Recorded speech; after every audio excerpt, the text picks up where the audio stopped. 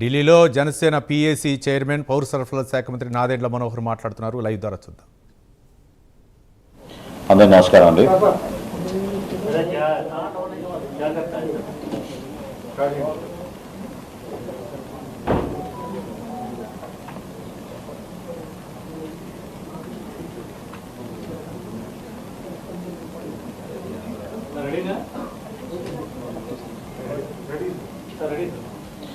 అందరూ నమస్కారం అండి.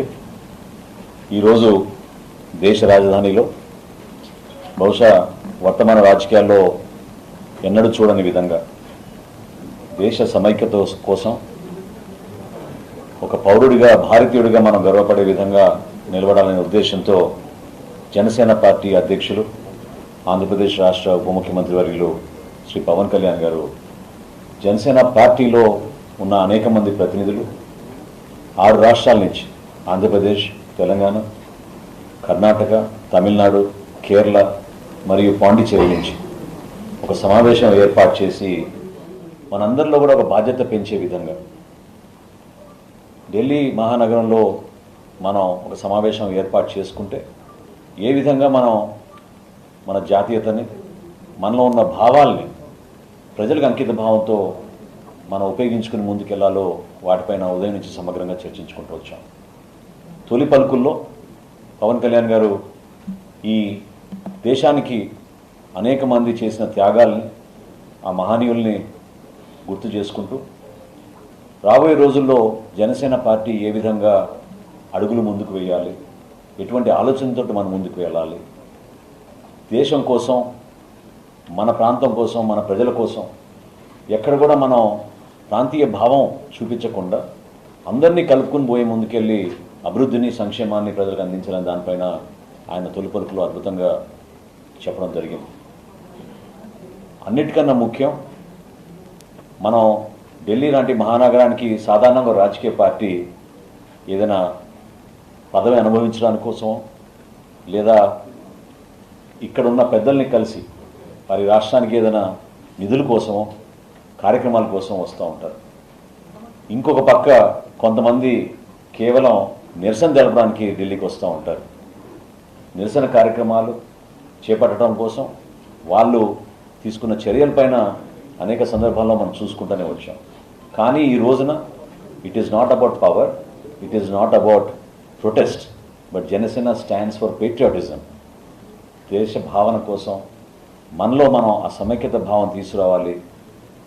భక్తి రూపంలో మనం అటువంటి కార్యక్రమాన్ని ప్రతి ఒక్కరం కూడా అద్భుతంగా భావించి ఇది ఒక బాధ్యతగా మనం ముందుకు తీసుకెళ్లాలనే విషయం ఆయన ప్రస్తావించారు.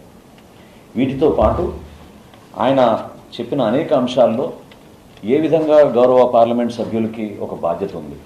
కేవలం మన రాష్ట్రం గురించే కాదు, దేశం గురించి మీరు ప్రస్తావించండి. ఏ సమస్య అయినా మీరు పార్లమెంట్లో మాట్లాడినప్పుడు మీరు ఒక భారతీయుడిగా మాట్లాడండి. Talk about what you can do for the nation అనే విషయం ఆయన చాలా స్పష్టంగా చెప్పడం జరిగింది. ఈరోజు 4 విషయాలపైన మా సభ్యులందరూ కూడా చర్చించారు. అది ముఖ్యంగా మొదటిది వికసిత్ భారత్ 2047.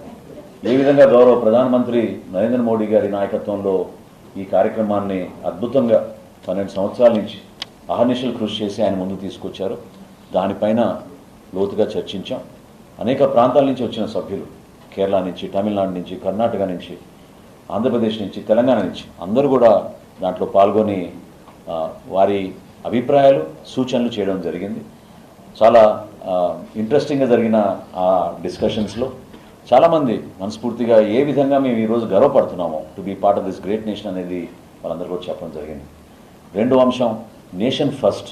జనసేన పార్టీకి ఎప్పుడు కూడా ప్రాంతీయత అనే అంశమే కాదు, మనం ఎప్పుడు కూడా జాతీయ భావంతో ముందుకెళ్ళాలన్నాం. కాబట్టి నేషన్ ఫస్ట్ అనే అంశం పైన మేము చాలా లోతుగా చాలాసేపు చర్చించాం. దానిపైన కూడా అది రెండో ప్రధాన అంశం.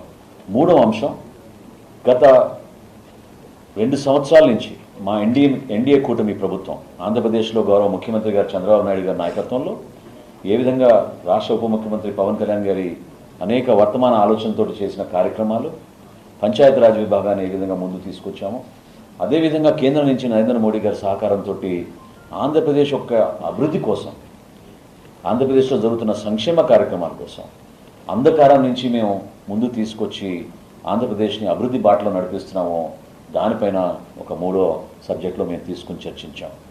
4వ సబ్జెక్టు జనసేన పార్టీ యొక్క ప్రస్థానం 12 సంవత్సరాల క్రితం హైదరాబాద్లో మార్చి 14వ తారీఖున 2014లో పవన్ కళ్యాణ్ గారు స్థాపించిన ఆ పార్టీ ఏ విధంగా ఈరోజు ఈ భావన కలిగించే విధంగా విస్తరించుకుంటూ మేము ఈ రోజున 21 లక్షల మంది సభ్యత్వాన్ని చేరగలిగాం.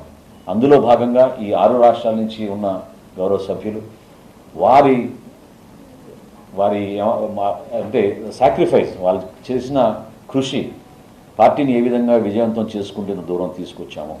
ఒక రిజిస్టర్డ్ పొలిటికల్ పార్టీ నుంచి రికగ్నైజ్డ్ పొలిటికల్ పార్టీగా ఎదిగి ఈ రోజున భారత రాజధానిలో మేము ఇటువంటి సమావేశం ఏర్పాటు చేసుకుంటున్నాం. ఇంతమంది శాసనసభ్యులు, గౌరవ పార్లమెంట్ సభ్యులు, మంత్రులు, క్షేత్రస్థాయిలో ఉన్న వివిధ పదవుల్లో ఉన్న వ్యక్తులు అందరినీ కూడా గౌరవించుకుంటూ మాతో పాటు నిలబడిన మా జన సైనికులు, వీర మహిళల్ని గుర్తు చేసుకుని మీ అందరం కూడా ఈ కార్యక్రమంలో భాగస్వాములైనందుకు కృతజ్ఞత తెలుపుకున్నాం. ఈ అంశాలు డిస్కస్ చేసిన తర్వాత ఇంకొక ప్రధానమైన అంశం పోస్ట్ లంచ్ టేకప్ చేద్దామని డిసైడ్ చేసాం. అది జెన్ జీ గురించి, యువత గురించి, వారి కంట్రిబ్యూషన్ ఏ విధంగా ఉండాలి రాజకీయాల్లోకి, ఏ విధంగా జనసేన పార్టీ ఒక అద్భుతమైన వేదికగా తయారై వారికి అవకాశం కల్పించబోతున్నాం రాబోయే రోజుల్లో అనే దానిపైన పోస్ట్ లంచ్ మేము దాని గురించి కూడా చర్చించబోతున్నాం. ఇది ఇప్పటివరకు జరిగిన మా కార్యక్రమంలోని ముఖ్య అంశాలు. Thank you very much. మీరందరూ ఓపికగా వచ్చి ఈ కార్యక్రమంలో పాల్గొన్నందుకు ధన్యవాదాలు. I'll start whenever you're ready.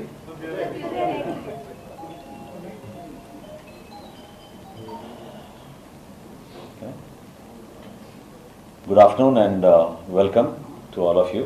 Thank you so much for your patience. This is the first of its kind.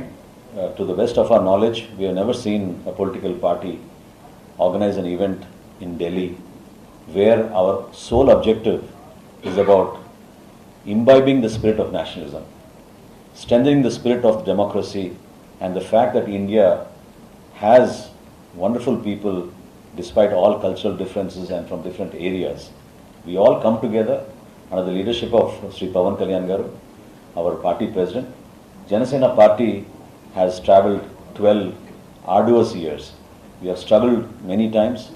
We have seen the success. We have seen the pitfalls also. But we stood by our beliefs.